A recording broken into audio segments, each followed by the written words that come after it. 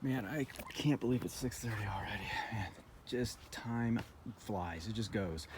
All right, so I wanted to show my Arizona swale. Um, reason I call it that is because I learned it from a guy who lives in Arizona, and they get a really little bit amount of rain. Yet the guy's got a jungle growing in his front and backyard, and nobody else in the neighborhood does. And he does these little tricks. Now, permaculture, you've seen the big swales, and he's kind of developed it on a smaller scale. So I'm going to show you.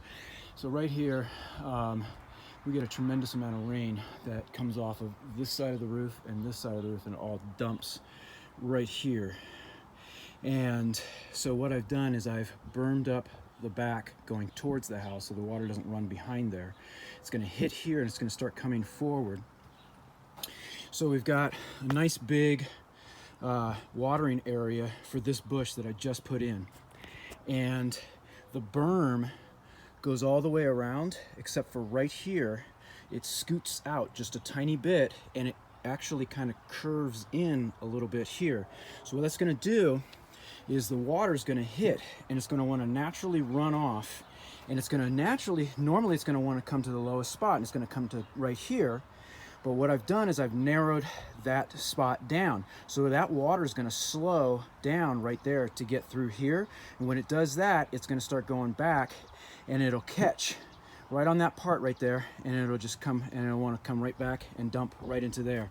So after it gets done flowing there, it'll also flow, if it backs up all the way, it'll then flow down into this hollyhock.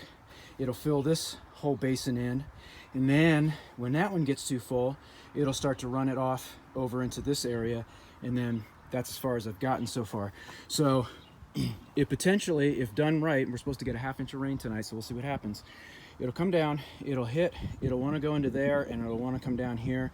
It'll start to back up because of the speed action of it, and any overflow is going to want it to go into there. Now, if we were in an area where we get 11 inches in 2 hours or something like that, ain't no way I would be doing it this close to the house. I would be doing it out here and try to catch as much water as I possibly could to water and keep the water on our property as long as possible.